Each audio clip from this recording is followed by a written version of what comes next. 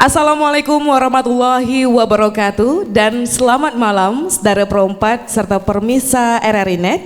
Malam hari ini kita bersama kembali di acara Obrolan Budaya dari RRI Tanjung Pinang. Bersama dengan saya, kalau tuan membeli bilis hendak beli si jeruk limau. Bersama saya Aisyah Jali Idris, bergelar juga dengan Kuntum Bedelau.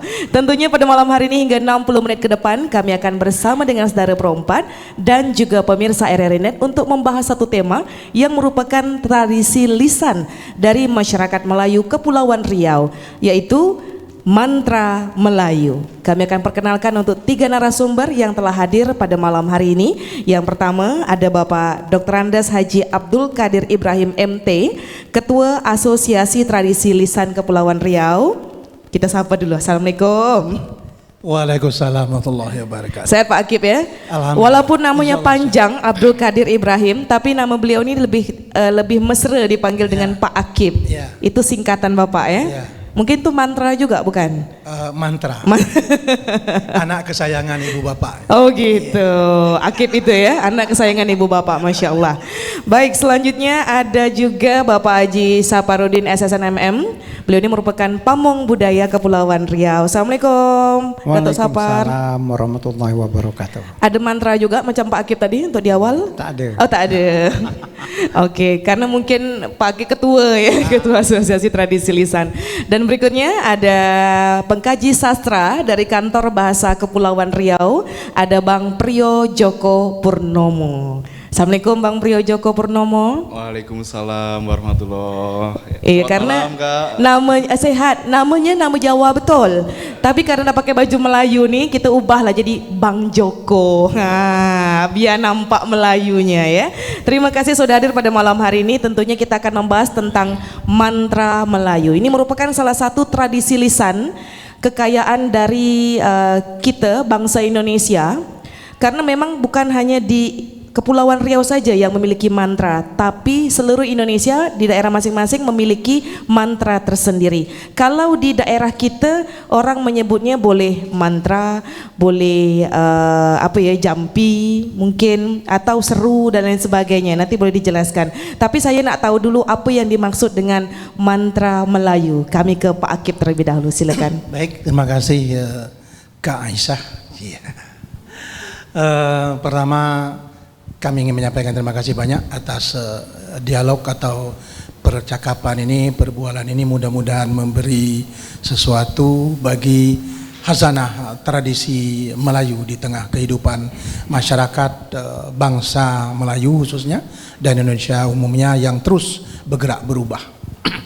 Mantra sebenarnya bukan hanya milik orang Melayu, tetapi sejatinya adalah seluruh suku bangsa di dunia sekalipun mempunyai mantra.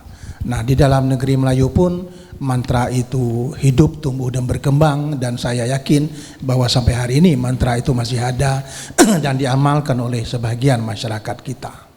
Nah, mantra itu kan baru dikenalkan ketika era modernisasi. Dulu orang tidak menamakannya mantra dalam kehidupan Melayu, tapi lebih kepada tawar sejuk dingin atau sembur-sembur, atau ada yang namanya si awang lebih, ada yang namanya jampi-jampi, karena memang sesuai dengan fungsinya. Tapi kemudian disebutlah seluruhnya itu sebagai mantra.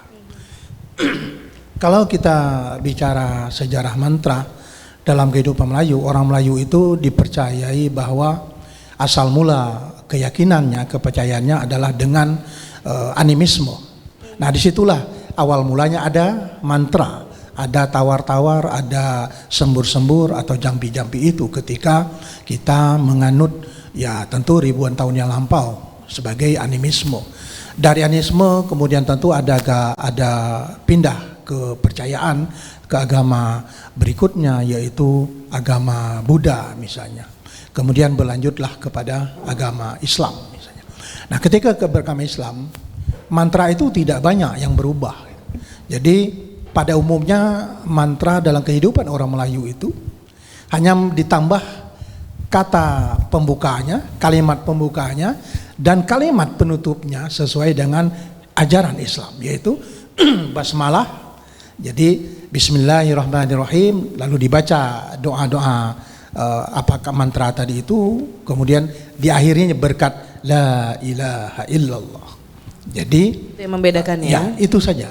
Jadi kalimat lain saya pikir tidak terlalu banyak yang berubah. Oke, baik. Kami beralih ke Pak Saparudin pula. Kalau ditengok dari sejarah mantra itu sendiri merupakan berawal dari kepercayaan animisme, kemudian masuk kepada kehidupan Melayu. Itu bagaimana pula ceritanya tuh Pak Sapar? Jadi betul apa kata Pak Abdul Qadir Ibrahim tadi, mantra ini memang dulunya dia hanya merupakan suatu keyakinan masyarakat saja dengan kata-kata itu. Kalau orang kampung saya nyebut dia cuce. Cuce? Cuce. Jadi ini dulunya memang dibumbui dengan animisme itu, kepercayaan politisme dan sebagainya. Lalu dalam hal ini masuk agama Islam agar menghilangkan kesan dia itu adalah syirik, maka biasa diawali dengan bismillah dan diakhiri dengan berkat. Berkat la ilaha illallah Muhammadar Rasulullah. Jadi ini yang menjadikan mantra itu bertahan sampai hari ini gitu. Kalau tidak sudah habis gitu mantra. Jadi supaya dia itu terus bertahan, maka kalimat-kalimat apa saja sekarang ini kalau diawali dengan bismillah, diakhiri dengan barakah tadi, berkat la ilaha illallah Muhammadar Rasulullah. Jadi kalau kata-katanya itu ya tidak, kadang-kadang kita tidak masuk akal. Jadi sebagai contoh ya, bagaimana orang tua dulu dia mempertahankan mantra itu kepada kita anak-anak cucunya, Pak Akib dan saya sendiri selaku orang dari Pulau Tujuh itu. Dan dulu kan Pulau Tujuh ditakutkan orang, tapi memang penguasaan mantra itu kita mau berangkat. Saya ke Tanjung Pinang ini SMP, tamat SMP saya melanjutkan SMA itu Tanjung Pinang ini. Itu orang tua kita itu, kakek saya itu sampai berpanggil ke rumah. Kenapa, Pak? Jang sini, pergi rumah, Aki. Itu dia nitip. Oh, kasih bekal dulu. Kasih bekal Bekalnya dulu. bukan duit ya, tapi mantra, Bukan, jampi. Mantra jampi itu yang dibekalkan dia. Karena nak gitu. pergi merantau lah konon Karena ya. nak pergi merantau. Jadi itu merupakan sebuah teknik mewariskan itu. Nah, jadi kau nak pergi jauh, hendaknya kau dibekal ya, jangan sampai kosong lalu kita ke sana gitu. Nah, jadi macam-macam hal seperti itu diberikan kepada kita, termasuklah sampai pedukunan gitu. Nah, obat orang sakit gigi, ke obat orang sakit rusuk, ke obat solang itu sudah bekali semua tuh. Sebab ini penting katanya kalau sudah berada di tempat orang. Mantra-mantra seperti itu. Jadi umpamanya, tapi mantra kadang-kadang kalau kita yang modern ini kadang-kadang tak masuk akal. Batu hitam, batu ampar, batu ladu kuladukan, jangan terkejut dengan tergempar sebarang kataku katakan, berkat aku memakai tawa hilang darah gemuruh. Tak bu. Nah, jadi kalau ada bercakap sekali Itu jampi apa tuh, Pak? menghilangkan darah gemuruh. Menghilangkan darah Gemuruh. Kalau kita nak hilangkan darah gemuruh, nak bercakap gugup ya. Gugup. Oh gitu. Hilang. Jadi itu hilang. Jadi dengan membaca itu saja kita hilang. Bukan kerana itu yang menghilangkan darahmu, tapi keyakinan kita. Itu yang ditanamkan orang tua dulu tu, keyakinan. Engkau nak berangkat, engkau nak pergi jauh, engkau harus bawa bekal. Itu berarti kan menanamkan keyakinan. Yeah. Apa benda bekal ni tu? Okey. Ni begini. Sampai satu malam tu kalau kita pergi ke rumahnya, satu malam sampai subuh itu ini kita kadang-kadang tak teringat juga, sebab dia tak boleh tak bolehlah ditulis-tulis itu. Jadi harus hafal. Harus hafal hari itu juga. Jadi balik ke rumah kita langsung nulis, kita tak dilihat dia gitu kan. Kalau dia melihat tak boleh itu. Oh, itu begitu. pula Itu mungkin prosesi turun menurun ilmu ya, acaranya harus seperti itu. Gitu. Jadi dari pewarisan seperti itu, makanya tidak heran kalau sampai ke bawah lagi itu ada distorsi. Perubahan dari yang awal milik orang tua kita dulu, ada perubahan sedikit-sedikit, itu tidak heran karena dia memang tidak boleh ditulis. Nah, itu kalau saya diterima seperti itu. Jadi dalam hal ini mantra-mantra seperti ini kita memang harus yakin betul, yakin yang penting tuh. Baca apapun yang keluar dari mulut kita, yakinnya bahwa ini bisa menghilangkan darah gemuruh, ini bisa menyenangkan orang, ini kasih sekampung, ini. Nah, jadi kadang-kadang logika kita tak jalan, tapi itu memang betul-betul terjadi ya. Jadi bisa dibilang kunci dari jampi itu sendiri adalah keyakinan dari si pemakainya, si pengucapnya begitu ya. Kalau dia tak percaya dengan apa yang diucapkan, maka tak dapat menyatulah apa yang diinginkan begitu. Contoh salah satu ya, ini memang sering ya sebagai seorang di lapangan Kalau Pak Kek bilang tadi jangan diceritakan nanti tak makol ya, tak apa-apa, tak ada masalah. Jadi kalau saya umpamanya dalam satu acara di lapangan umpamanya, lapangan saya mau mengusir angin ke sana kemari itu. Oh, pawang hujan. Pawang hujan, tapi tak pawang hujan gitu. Kalau kira-kira masih udara hitam di sana, supaya tak sampai ke sini, itu harus ada bacanya gitu, umpamanya. Tapi tak yakin kita, telu cecak, telu bengkawung, ketiga telu labi-labi. Sebelum sampai aku ke seberang agung, sumpah kau takkan jadi. Oh, mengalihkan. Wah, telur cicak. Apa kaitannya antara angin dengan telur cicak tuh ya padahal ya? Tapi saya yakin bahwa saya bisa menghindari itu. Dan beberapa kali saya coba itu. Pernah satu kali kita pawai dari Tugu Pensil sampai ke tepi laut itu. Penyengat dengan Kampung Bugis tak nampak.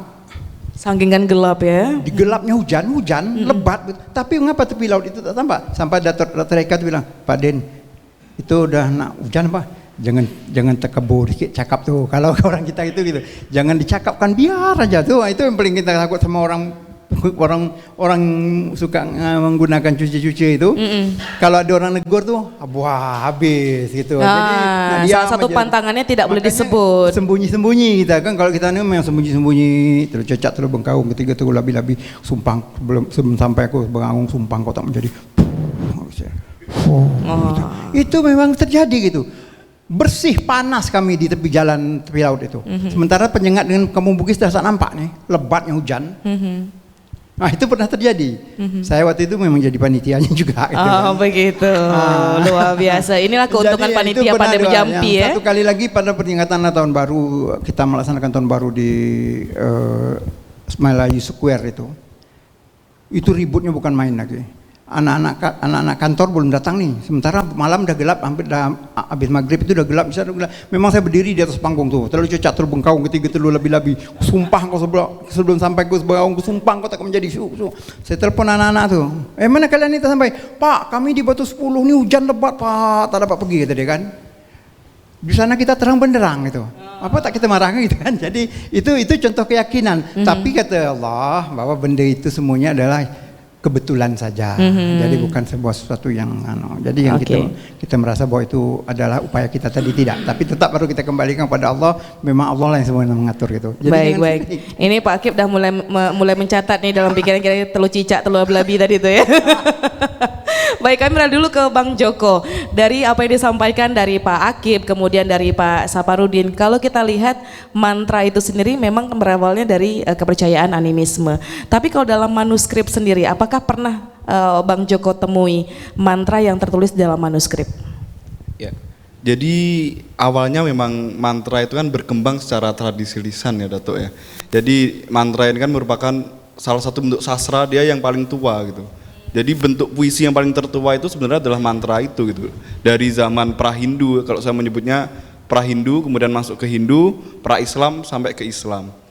Nah, untuk konteks Melayu sendiri di dalam manuskrip itu mantra itu memang banyak dijumpai. Saya mengklasifikasikannya itu ada dua jenis mantra. Yang pertama ada mantra perobatan dan yang kedua adalah mantra seni pertunjukan. Nah, kedua inilah yang saya temui dan banyak sekali manuskrip dari Kepulauan Riau yang menerangkan tentang itu gitu. Pengobatan dan juga seni pertunjukan. Baik, mungkin seni pertunjukan apa tuh Bang Joko yang ditemui? Ya, seni pertunjukan. Sedikit cerita ya Datuk ya. Pertama kali mantra yang saya jumpai di seni pertunjukan itu ada pada manuskrip berjudul Surat Gambuh. Nah, manuskrip ini sekarang disimpannya tuh di Leiden di Belanda. Sayangnya di manuskrip itu tidak diketahui ini asalnya dari mana, kapan, siapa penulisnya itu tak diketahui ya. Tetapi ketika setelah saya coba baca, saya alihaksarakan, saya menduga ini asalnya ini dari sekitaran lautan Cina Selatan ini Datuk. Dari sekitaran Kepulauan Riau, Banjar, Pontianak, begitu dari sekitaran sini. Karena pola-polanya ternyata itu sama dengan teater Mendu dari Surat Gambuh ini.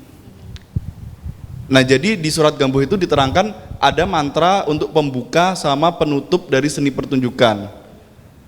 Kalau di Mendu kan disebutnya berladun, kalau di Surat Gambuh ini disebutnya ditakil.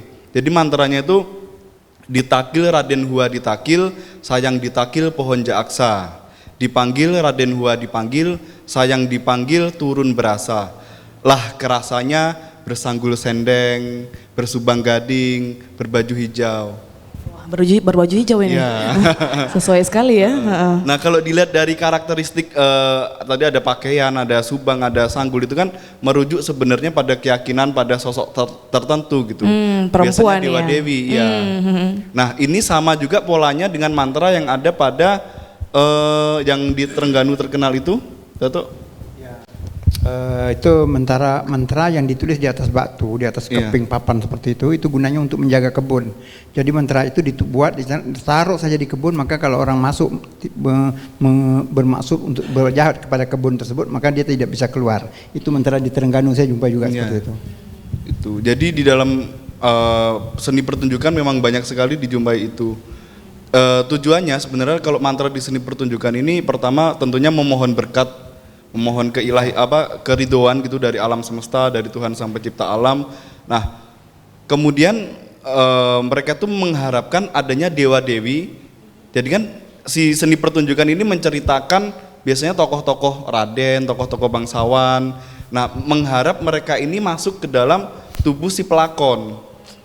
Nah, jadi setelah dibacakan mantra itu akan terjadi trance nanti, atau kalau kita menyebutnya kesurupan. Nah, tetapi kalau di dalam ilmu psikologi sebenarnya kesurupan ini kan bukan karena dia dimasukin roh halus gitu, tetapi karena dia kehilangan titik fokusnya gitu. Jadi ketika ada perapalan bunyi-bunyi mantra diiringi suara gamelan, suara musik-musik, nah itu dia menyebabkan alam bawah sadar kita ini kehilangan titik fokus itu. Oke, tapi sejauh ini yang dijumpai sama Bang Joko adalah mantra itu dijumpai untuk pengobatan dan juga seni pertunjukan begitu ya. Oke, kami kembali lagi ke Pak Akib. Kira-kira apa yang memanjurkan mantra sehingga ia bisa sebetulnya tak percaya, tapi kalau kita sebut memang ia pula terjadi gitu. Macam tadi Pak Saparudin sebetulnya tak percaya sangat dengan buah apa tadi tu, telur labu-labi, telur cicak. Telur cicak itu, tapi ketika disebut ternyata bisa jadi begitu. Apa yang membuat itu menjadi manjur? Sekali lagi saya katakan bahwa mantra itu bukan ciptaan per orang. Mantra atau doa-doa sembur-sembur sejuk sedingin itu dia tidak merupakan hasil cipta individu masyarakat nenek moyang kita. Dia merupakan pengalaman kolektif dari sebuah kelompok yang mengalami suatu peristiwa, misalnya apa saja, apakah peristiwa orang sakit atau peristiwa dia mau melakukan pertunjukan era itu, maka mengalami kejadian-kejadian gitu. Nah, untuk itu maka mereka akan menciptakan bagaimana untuk semacam memberi kata-kata keselamatan, perlindungan terhadap apa yang akan dibuat itu. Karena itu lahirlah yang disebut mantra dewasa ini atau doa sejuk sedingin itu. Jadi dalam arti kata dia tidak terlepas dari apa yang dipercayai dan apa yang dialami. Maka lahirlah mantra-mantra itu. Nanti saya bisa lebih lanjut jelaskan apa mantranya, dan nanti ya bisa juga nyuruh anak gadis bawa tas kalau karena gini. Kalau dulu bawa kain bandut, ya bisa terjun dari jendela ke rumah bisa. Tergila-gila nampaknya tuh ya. Seperti itu misalnya. Baik, dan kira-kira nanti apakah mantra itu hanya boleh didapatkan dengan garis keturunan warisan yang diberikan oleh orang-orang tua, atau kita boleh belajar dengan siapa saja dan kita boleh mendapatkan mantra? Nanti kita akan bahas itu lagi. Tetap bersama kami di Obrolan Budaya Pro 4 RRI Tanjung Pinang.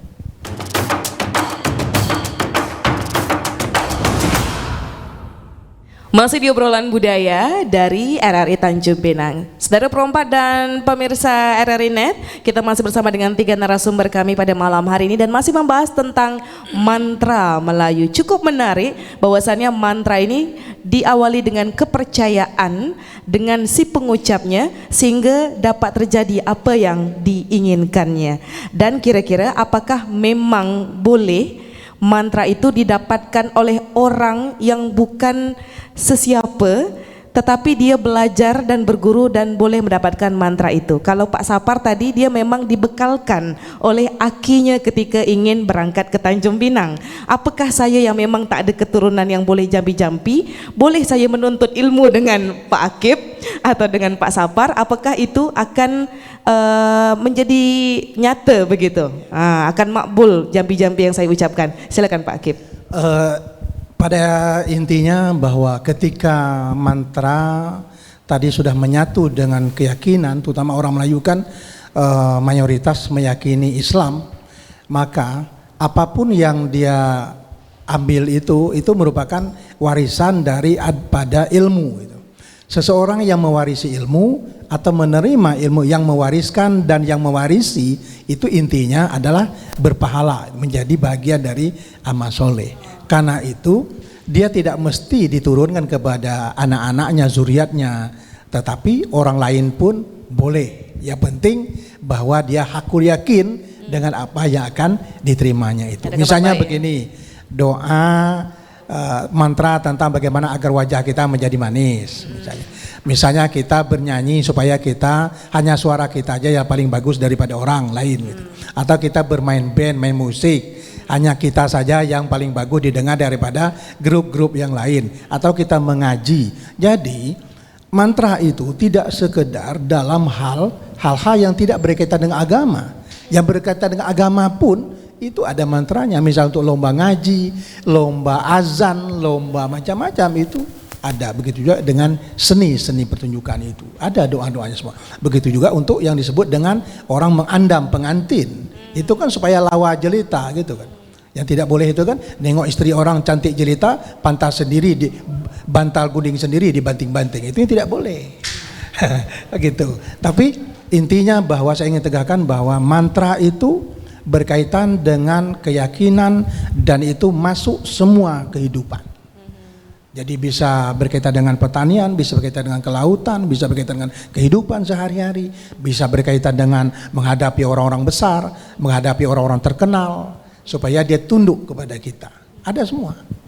Nah itu saya pikir itu mantranya. Baik. Dan itu ada ungkapan agama di situ. Misalnya begini, hak kata aku, hak kata Allah, sujud sekalian jin dan manusia kepadaku, hak Allah, gitu. Wah, apa itu artinya tuh? Itu supaya Aisyah tunduk dengan saya. Waduh, Ya. saya tunduk lah nih. Jadi, Tunduknya begini. Itu tentu ada lagi, bukan hanya bacaan seperti itu, tentu ada tata cara membacanya, syarat membacanya. Tidak langsung ucap Tidak. saja tuh tak anu pula ya. Seperti apa perenungannya, seperti apa penghayalannya, kapan dibaca, waktunya kapan, nah, diperlukan kapan. Jadi ada lagi. Karena itu dinamakan menuntut ilmu. Jadi kalau tidak menuntut tidak bisa. Jadi harus menuntut, karena nanti baru diakhiri dengan yang namanya diwariskan, diserahkan, ada seperti lalu kemudian ada orang mungkin gurau-gurau gitu, ada asam garam. Asam garam. Ada kain. apa maknanya dari asam garam itu tuh? Artinya menghalalkan, meredokan apa yang ada pada kita. Soheh lah kalau dia mengamalkannya. Mudah-mudahan menjadi ada berkah dan manfaatnya. Seperti itu. Baik. Wah, saya langsung tunduk nih dengan Pak Akib nih habis ini. Jadi ternyata banyak mantra yang bisa digunakan dalam kehidupan itu sendiri. Silakan Wak. Ya. Jadi dalam pewarisan ini ya memang bisa dari keturunan ya. Di keturunan itu lebih makol gitu. Jadi ada juga yang memang mau diberi. Saya melihat Aisyah ini bagus, baik, berdaya. Kau mau tak yang ini? Jadi itu. Jadi satu hal lagi, kita tak boleh minta gitu. Ki, tidak minta ilmu kebal ki, tidak bisa. Jadi tak bisa. Jadi apa yang diucapkan dikasih, yang ini dikasih dia terus. Ucapan itu sehingga kita kumpul di dalam kepala kita itu. Nah nanti baru kalau kita memang nak kasih, ilmu kebal pun dikasih dia, ilmu kebal sehari maksudnya. Kalau kebal lain tuh mungkin ada. Jadi dalam hal pewarisan ini memang tidak mutlak dari keturunannya saja, tapi dari saudara-saudaranya atau dari orang luar yang datang ke dia bekerja lama gitu kan, baru dia disebut-sebut. Kadang-kadang dia tidak khusus memanggil orang itu, disebut kau nak ini tak jang. Nah apa ini ada ilmu pelagis dagang, apalagi dah boleh lagi minta pergi dagang, maka dikasih dia boleh dagang. Nah, jadi kemudian kalau umpama dia nak kan perlu yang mana lagi ya? Yang untuk Misalnya untuk memikat wanita. Pemikat wanita. Bang Joko kayaknya mau nih mungkin. Mau kan, tapi dia masih muda kan. Kalau kita kan dulu di kampungan kita ni orang jelek itu kan. Masuk Pak Akib ni orang jelek. Saya jelek juga. Jadi perlu ilmu pemikat wanita tu. Makanya sampai di Tanjung Pinang kami Alhamdulillah laku ya Pak ya. Alhamdulillah juga kan gitu. Mungkin karena mantra dari kampung tuh dibawa ke Pinang ya. Orang tua kita dulu memang membekali kita itu dengan berbagai macam hal, terutama untuk diri sendiri gitu. Baik untuk menundukkan istri, baik itu mau membuat istri itu menjadi lebih bahagia bersama kita dan sebagainya. Itu memang sudah dibekali sama orang tua-tua dulu, sehingga kita tinggal mau apa tidak lagi mau apa. Nah, termasuklah masalah pewarisan tadi yang disampaikan oleh Pak Mas Joko, Bang Joko tadi tentang kesenian mendu tuh. Jadi itu tidak dia, tapi kalau saya belajar mendu, saya ingin jadi khalifah, saya sudah dibekalkan oleh khalifah lama itu kepada saya. Nih loh, kalau nak buka tanah, buka mana apa namanya jembalang tanah, berdagi tanah jembalang akal, tolonglah kami nak bermain di sini. Ini makanan untuk kami bermain 4 hari. Kasih itu makan bergetih itu kiri kanan apa tinggi panggung tu dikasih gitu kan. Nah itu yang dibakar. Umpamanya kita ni gendang. Makanya main mendu ni termasuk permainan kapi kata orang Melayu, orang Sedanau dulu. Apa pasal? Begitu beduk maghrib berbunyi, begitu gendang dipukul. Coba bayangkan, beduk maghrib berbunyi, gendang pun dipukul, pung pak pung pak pung pak pung tung tak tung tung. Gendang maghrib ni memang main kape ni katanya. Tapi lama-lama itu hilang. Itu pakai itu gunanya pertukaran antara alam siang dengan alam malam itu ditandai dengan maghrib. Jin itu bertukar. Jin pun ada jin malam, jin siang gitu kan. Nah ini bunyi kita. Nah untuk beduk tadi Pak Ke bilang supaya gendang kita kedengaran orang gung, kedengaran orang tu ada cucu dia. Korek telinga kiri kanan. Oh caranya ya, korek telinga atau mana? Ambil gendang gosok. Selagi orang yang mendengarnya adalah telinga manusia, maka dia akan menonton datang kami bermain. Itu buka pumpak. Itu orang sebelakang gunung pun kedengaran gendang kita itu. Gong kita bisa kedengaran dari belakang. Karena pada zaman dulu juga tidak ada pengeras suara ya, Tok ya. Jadi aku pakai cucu-cucu ini. Selagi dia bertelingakan berpendengaran manusia, maka dia akan datang nonton kami bermain. Itu dia, itu cucu tu. Luar biasa. Luar biasa. Jadi semuanya itu nih. Dan itu di dalam cerita mendu pun ada cucu.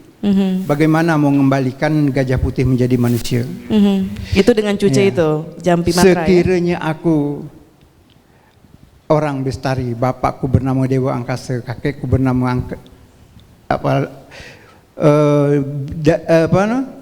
asal Sirih pulang ke Gagang, asal Pinang pulang ke Tampuk, asal manusia kembalilah kepada manusia.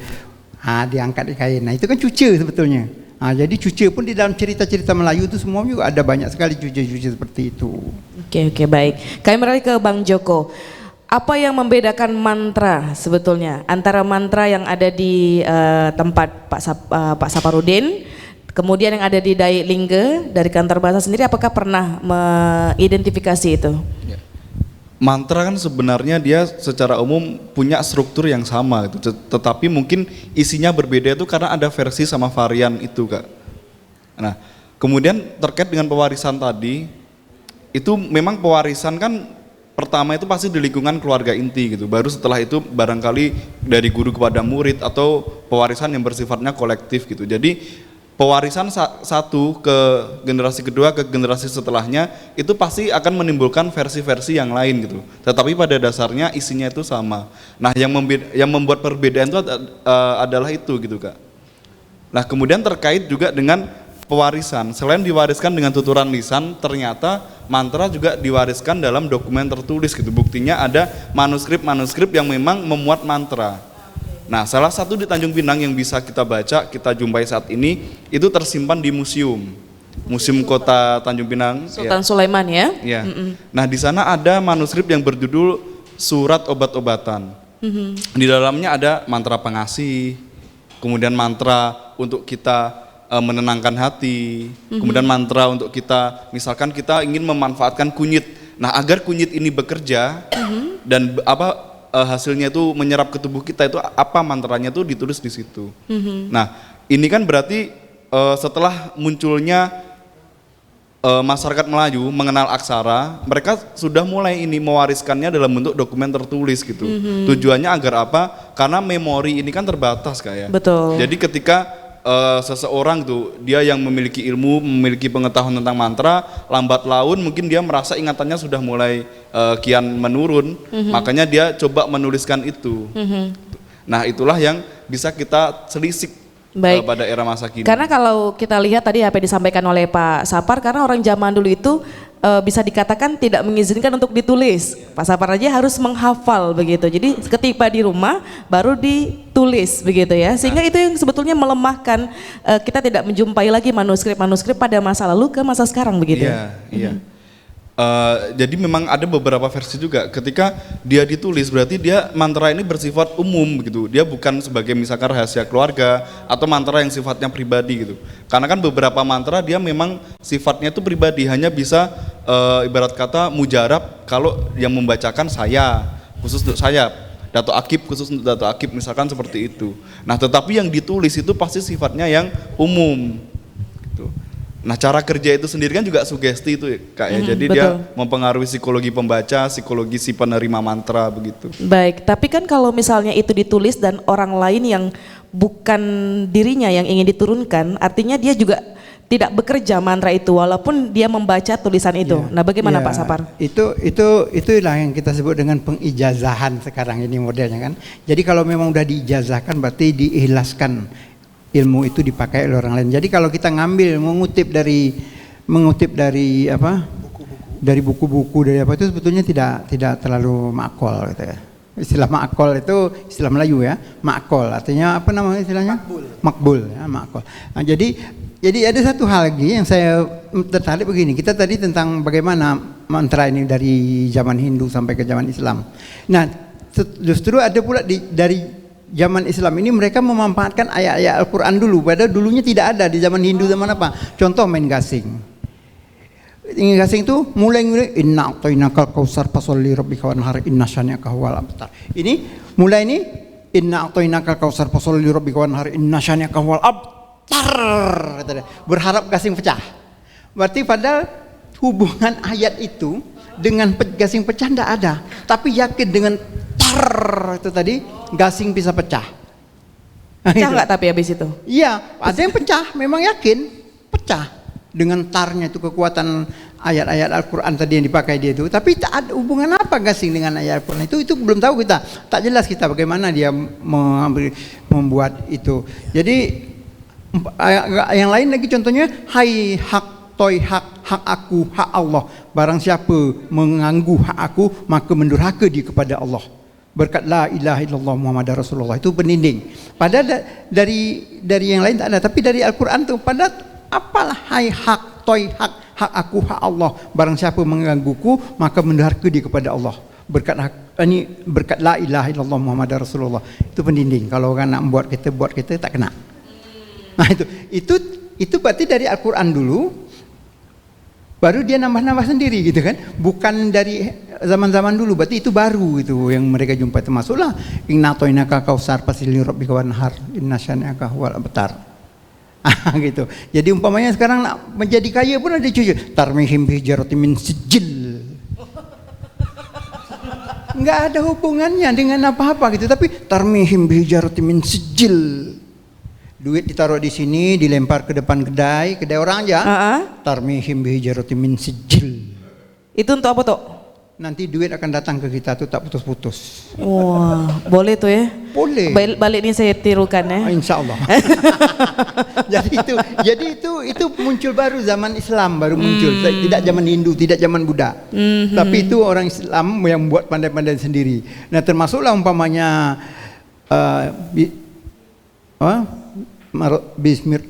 surat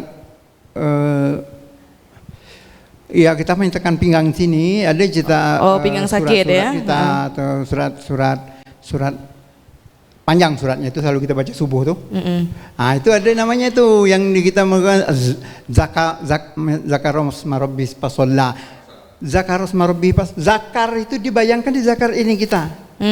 Padahal tidak ada hubungan surat itu zakaros mir. Oh, oke. Jadi kembali ke kepercayaan begitu Tapi, ya. Begitu di dalam Quran itu maksudnya zakar bukan zakar itu, tapi itulah dia bilang ilmu penguat pinggang laki-laki gitu. Nah, itu dari Islam ya. Ini kayaknya Pak Munculnya Akip dari ketawa Islam. paling kuat kayaknya pernah mengamalkan juga mungkin ya. Itu yang saya bilang tadi. Kalau pakai itu modelnya Oh gitu. Ambil langit-langit ya. Itu yang saya bilang tadi bahwa mantra itu memang sangat berkaitan dengan agama. Bisa yang sumber agama itu kemudian menjadi mantranya, atau memang mantra masa lalu dikaitkan dengan kepercayaan agama hari ini gitu. Dewasa ini dengan Islam itu. Baik. Coba Pak Akip contohkan satu mantra yang secara umum untuk mungkin pengobatan, bisa kita kupas maksud dari mantra tersebut yang singkat saja mungkin. Saya tidak mungkin misalnya gini, tentang hujan panas lah. Hujan panas, Hujan oke. panas misalnya gitu. Summalaya murus summalaya matula. La haula la quwata illa billahi aliyul azim gitu. Jadi itu hanya ketika kita melewati hujan panas atau melewati tempat-tempat yang memang menakutkan, ketika dibaca itu, saya pun tidak tahu juga artinya apa. Summalaya murus summalaya matula la haula la quwata illa billahi aliyul azim. Menurut saya kalimat terakhir itu kuncinya gitu. Oke. Tapi itulah yang diyakini orang merasa takut atau ada orang yang pingsan, orang yang kesurupan ketika dibaca itu dia bisa sembuh kembali. Oke, baik. Itu artinya ketika dia baca itu lalu dia semburkan ke mukanya, itu dia bisa sembuh kembali. Gitu. Baik. Iya, nanti kita akan bahas lagi ini kelihatannya. Untuk lebih lanjut tentang Luar ke biasa rumah. karena masih banyak mantra yang ingin saya gali dari Bang Joko juga, dari Pak Sapar dan Pak Akip. Kami akan kembali sesaat lagi, tetap bersama kami di Obrolan Budaya.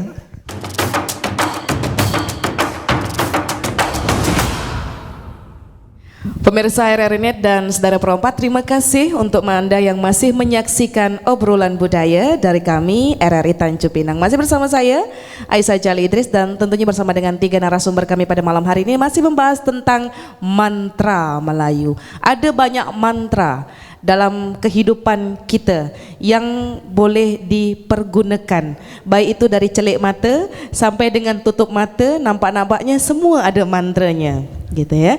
Tapi kira-kira dalam memanjurkan mantra tersebut, apakah ada media-media tertentu, media-media pengantar yang memakbulkan, yang apa tadi bahasanya? Memakkolkan mantra tersebut. Entah mungkin cukup kebel-kebel biji mata dah jadi benda tu, atau setakat cuma meludah ke samping atau apa gitu kan dah jadi benda tu. Siapa dulu nak menjawab? Pak Sapar nampaknya dia dah standby mic ya, silakan. Jadi memang media itu banyak. Umpamanya untuk pengobatan sakit gigi umpamanya, bukan aku menuju Rusmaun, aku menuju lagi giginya Siti Aisyah.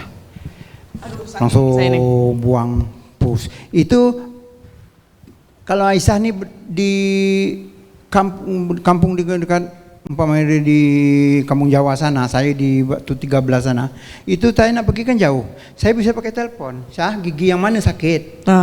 Gigi yang nomor 3 dari atas tuh. Terus yang dari belakang sekali ini, ya pegang pipi. Saya pegang pipi, saya pegang dinding saya bawa martil. Bukan aku menuju Rusmaun, aku menuju lagi gigi Aisyah Jali Idris. Pam. Macam mana sah? Dah sembuh? Datuk. Sikit lagi tu. Oh, tekan lagi. Lagi tu. Tuk. Jadi medianya bisa seperti itu. Medianya bisa sampai. Itu memang padahal lewat telepon ya. Lewat telepon. Canggih bisa. betul ya. Canggih. Kalau tidak dia memang pakai ini, pakai pegang aja pipi dia tu. Pegang pipi dia, terus kita urutkan dekat pipi di sini, sakit giginya tu tarik sampai buang sini, buang ke dekat sana. Tu entah mana siapa lagi jengkit tak tahu kita. Okey. Bisa seperti itu juga media kita. Baik. Jadi kalau media umpama sakit kepala lagi, sakit kepala tu lucu lagi, pakai tali. Tali itu kita ikat dekat tiang, dia bersandar dekat tiang tu, kita bukan ikat dia, tapi ikat tali itu, ikat tiang itu. Aku tahu asal sakit kepala berasal air gana angin selatan. Ikat. Macam mana? Hilang? Belum, untuk sikit lagi. Aku tahu asal sakit kepala dari air gana angin selatan. Nah, gimana hilang? Itu media tadi. Jadi bisa otomatis waktu itu hilang juga bisa. Ah, jadi mantra Melayu ini memang canggih dia dengan alat tali, alat apa-apa saja semua bisa tembus. Bisa ya? Oke, baik. Kalau Bang Joko sendiri apa Bang medianya Bang yang Bang Ya, ketahui? saya mau bercerita tentang pengalaman saya menyampai di manuskrip itu kayak. Jadi mantra itu erat-erat kaitannya sebenarnya dengan raja atau wafa atau azimat. Nah, itu di dalam manuskrip itu tertulis misalkan salah satunya mantra pengasih misalkan. Dia di situ ditulis baca doa ini, Allahumma rahsia si Anu itu menyebut Bang Joko nama, misalnya. ya, menyebut nama, tunduklah dia kepadaku, mencintaiku gitu, berkat la ilaha illallah. Kemudian dia menuliskan, dia ditulis, namanya ditulis, misalkan dikasih simbol lingkaran, dikasih simbol bintang. Nah itu ada simbol-simbol yang untuk memanjurkan itu sebagai media. Nah kemudian ketika setelah ditulis itu ada yang ditanam di dalam tanah, mungkin ada yang kemudian ditelan juga yang saya temui di manuskrip itu. Nah ini berkaitan dengan apa Kak sebenarnya? Dengan intelektualitas masyarakat. Kalau intelektualitas masyarakat masa kini tolok ukurnya adalah kemampuan kita memanfaatkan teknologi. Kita bisa komputer, bisa memanfaatkan internet gitu. Tapi kalau zaman dulu seseorang dinilai berintelektual tinggi itu ketika dia mampu membaca dan mengenali tanda-tanda alam. Nah, hubungannya dengan mantra, jadi ketika dia dituliskan itu tadi, kemudian ditaruh di kertas, dia ditanamnya di mana ini gitu. Jadi dia harus tahu mengenali tanda alam itu. Kemudian membacanya ini mengarah ke arah kiblatnya kemana nih? Ke selatan kah, ke timur atau apa? Ini semuanya ada maknanya gitu. Kemudian ada orientasi antara gunung, kemudian antara laut gitu. Jadi ada kosmologi itu. Nah jadi makanya masyarakat zaman dahulu itu mereka sangat pandai dalam hal astronomi gitu. Mereka mengenali tanda alam, bisa membaca. Nah sehingga dituangkanlah di dalam mantra-mantra itu. Jadi terciptanya mantra itu bukan hanya mereka menuliskan merangkai kata-kata, diksi yang indah, berrima itu bukan, tetapi itu adalah pengalaman mereka berdasarkan mereka membaca dan mengenali tanda-tanda alam itu. Oke, jadi lebih kepada media ditulis begitu ya kalau dari Bang Joko. Kalau Pak Akib sendiri bagaimana Pak medianya Pak? Intinya Saya udah tunduk nih. Iya, intinya media itu ada yang memang sudah diberi oleh Tuhan pada diri kita. Apa medianya? Bisa empu jari, bisa langit-langit, bisa air liur sulung pagi hari gitu, atau bisa minyak yang keluar dari tengkuk kita ini pagi hari gitu, diyakini ada minyak di sini itu media antara lain yang ada pada diri kita. Bisa juga tatapan mata kita gitu. Jadi itu semua jadi media gitu ya. Ada juga kerdipan mata kita gitu ya. Jadi itu semua itu yang ada pada diri kita. Begitu juga dengan jari tangan kita, kaki kita, telapak kaki kita, empu jari kita, semua itu bisa jadi media. Tapi yang paling sering digunakan paling umum sekali. Kalau misalnya, terutama minyak misalnya. Minyak ya. Minyak, terutama minyak rambut atau minyak pewangi gitu ya, minyak wangi lah. Misalnya kalau orang untuk supaya dikasih orang itu sebagian besar memang medianya itu minyak wangi. Ketika dibaca misalnya beginilah, ini kan penyiar semua ini, supaya penonton itu ya mabuk kepayang lah. Kalau tak nonton Aisyah satu hari ya, terbayang-bayang ya. Risau juga kan, terbayang-bayang. Misalnya gini, kembang terirap bunga tiari, bunga kuning menggendung lagi kuning lagi bersenung. Aku berjalan dalam bintang pada matahari. Aku tegak tiada akan menyalahan. Aku duduk tiada akan mering. Kot aku berjalan, aku juga yang lebih. Kot aku duduk, aku juga yang lebih. Kot aku bercakap, aku juga yang lebih. Kot aku berbicara, aku juga yang lebih. Lebih ke Allah, lebih ke Muhammad, lebih ke baginda Rasulullah. Berkat la ilaha illallah. Di minyak itu. Lalu minyak itu diambil, diginikan. Sapu ke muka. Wah, itu udah tergila-gila lah pokoknya Bang Joko dengan saya. Itu sudah asli tuh. Semua ini kalau anak hama itu udah jadi tuh. Jadi siapa saja yang nanti mendengar suaranya, mendengar desir sikit, wah ini Aisyah ini. Waduh. Itulah yang disebut dengan si awang lebih gitu ya. Si awang lebih ya. Artinya doa yang memang membuat dia lebih dari yang lain gitu. Nah, jadi medianya kalau air juga begitu. Air itu antara lain untuk kalau air itu media air itu terutama bisa disembur, bisa dilumur, dibasuhkan di mukanya atau dipaleskan di ubun-ubunnya atau kemudian bisa diminum atau dimandi. Air dengan syarat airnya ada yang airnya itu diambil dari sumur yang memang pada subuh hari mengambil. Nah, ada juga airnya itu memang ya dicarilah air-air mengalir yang memang tidak tersentuh orang. Oke. Jadi banyak media. Banyak termasuk media. rempah-rempah itu ada lada hitam, ada bawang merah, bawang putih, bawang putih sulung ya. Ada cengkeh, macam-macam. Banyak macam. Banyak.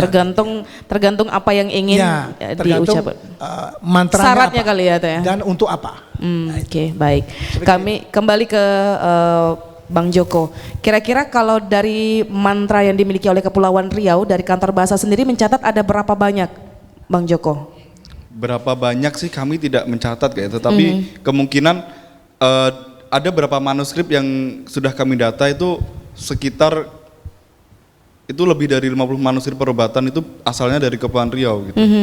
Nah, itu pasti di dalamnya ada mantra gitu. Baik, dari pantauan sendiri dari kantor bahasa, apakah memang mantra Melayu ini masih dalam tahap pelestariannya cukup baik? Atau memang kalau di daerah lain kan banyak yang terancam punah begitu? Sebenarnya mungkin pelestariannya sekarang dikontekstualisasikan dengan masa kini Kak ya. Jadi mantra sekarang sudah tidak dianggap sebagai sesuatu barang yang gaib. Biasanya kan yang gaib, dia yang mistis gitu. Tetapi sekarang mantra ini sudah banyak kali wahananya dalam bentuk nyanyian. Misalkan seperti berladun di dalam mendu, itu kan yang dulunya mantra gitu, niatnya untuk persembahan, untuk mendatangkan roh, tetapi saat ini ketika dinyanyikan dia sudah menjadi nyanyian rakyat begitu. Misalkan juga di Olek Mayang itu kan juga dari awalnya juga mantra, kini menjadi nyanyian. Makyong juga yang sekarang dilakukan oleh Samudra Ensemble, itu kan sebenarnya itu mantra ketika pembuka dari Makyong itu sendiri, tetapi dia bisa dialihwahanakan menjadi produk kekinian gitu. Mantra itu menjadi sebuah nyanyian yang bisa kita nikmati bersama. Artinya memang untuk mantra-mantra yang ada di Kepulauan Riau ini masih terbilang banyak pelestarinya begitu? Banyak pelestariannya dan masih eksis gitu. Masih eksis ya, baik. Tergantung tujuannya, dia masih digunakan untuk tujuan apa? Untuk tujuan pengobatankah, untuk tujuan mendatangkan rohkah, atau untuk pelestarian ya, kita dalam bentuk nyanyian itu kan pelestarian gitu. Tetapi yang jelas masih eksis sekali. Baik, ke Pak Sapar, masih eksis itu mantranya untuk pengobatan, kasih sayang, atau apa Pak kalau menurut Bapak? Mantra apa yang paling eksis? Dia memang ini ya, memang alamnya yang membentuk generasi berikutnya itu. Kalau generasi kota nih, jadi pengalaman tadi malam, anak saya telepon saya dari Bandung, ya besok kami mau seminar skripsi. Iyalah, bantu apa? Bantu doa ya doa yang tadi, doa batu hitam batu ampar batu ladu-ladukan, jangan terkejut yang tergempar, katakan berkah aku mengkasih tawa, hilang darah gemuruh, la ilaha illallah Muhammadur Rasulullah. Apalah ya nih kata dia. Lain pula kita minta, lain pula dia minta, dikasih gitu kan. Jadi anak sekarang dia tidak mau jadi itu, padahal dia minta sendiri gitu kan. Tolonglah macam benda-benda juga. Doa aja lah kalau gitu, doa aja lah kepada Allah, jangan pakai minta tolongannya lagi. Jadi itu jadinya. Jadi anak sekarang dia tidak percaya. Jadi untuk mengeksiskan mantra itu memang harus perlu ada pencatatan. Upaya pencatatan itu, tapi kita harus membuat ceritanya, apa ini gunanya untuk apa, ini gunanya untuk apa, itu agar dia berkelanjutan nanti walaupun macam mana itu kan. Kalau memang mau menuntut ya silakan nuntut gitu kan, kalau tak mau ya enggak apa-apa gitu. Tapi kita ada punya mantra kita banyak. Saya bisa menyimpan umpamanya sampai 100 mantra kita, cuma tak ngapal aja kan gitu. Baik itu untuk kasih sayang, luar biasa ya. Baik itu hubungan suami istri. Nah, suami istri itu, seorang suami itu perlu tahu itu bagaimana membuat suami istri itu bahagia di tempat tidur. Itu harus tahu. Itu ada mantranya juga tuh ya, Masya Allah. Ini jangan kita main sendiri aja. Tapi yang menjadi catatan garis besar adalah kenapa generasi sekarang terkesan enggan begitu untuk melafalkan dan menghafal mantra itu sendiri. Apakah memang karena kata-katanya yang sulit untuk dihafal dan terkesan kuno begitu ya Pak Sapar? Tidak, itu teknologi aja. Jadi karena teknologi saja yang membuat mereka seperti itu. Jadi kalau saya melihat teknologi IT sekarang ini, kita melihat mereka sudah akhirnya orang-orang memanfaatkan TikTok. Barang siapa mau ini, anak-anak tuh malu sebetulnya. Padahal dia pengen juga, maka dia buka TikTok. Ada mantra untuk ini, mancing, untuk mantra ini macam-macam gitu kan. Jadi artinya dia tuh nyuri-nyuri itu. Cobalah. Dengan adanya pelestarian melalui tulisan-tulisan seperti itu tadi, itulah yang dapat kita lakukan sekarang ya. Kalau kita langsung kamu nak ini pun dia tak mau. Tapi apalagi dia datang ke kita nak minta, takkan bisa gitu. Jadi oleh karena itu pewarisan ini, karena sekarang ada kantor bahasa, mungkin bisa membuat terobosan untuk kembali merumuskan tentang sastra konservasi lisan sastra ini, lisan ya barangkali ya. dalam hal mantra-mantra Melayu yang ada di Kota Tanjung Pinang. Karena banyak di Tanjung Pinang banyak sekali orang-orang yang menguasai tentang mantra ini. Baik, baik. Contoh Pak Akib lah. Ke Pak Akib ya, baik. Silakan Pak Akib, bagaimana agar mantra Melayu ini sentiasa lestari? Saya pikir persoalannya adalah memang lemah dalam pewarisannya. Lemah dalam pewarisan artinya terputus komunikasi, terputus dialog, perbualan tentang fungsi dan manfaat mantra itu. Fungsi dan manfaat mantra itu pertama tentu meneguhkan keyakinan kita kepada agama yang kita yakini, yaitu Islam gitu. Jadi apapun yang dibuat itu kan tadi dimulai dengan basmalah, diakhiri dengan kalimat la ilaha illallah itu.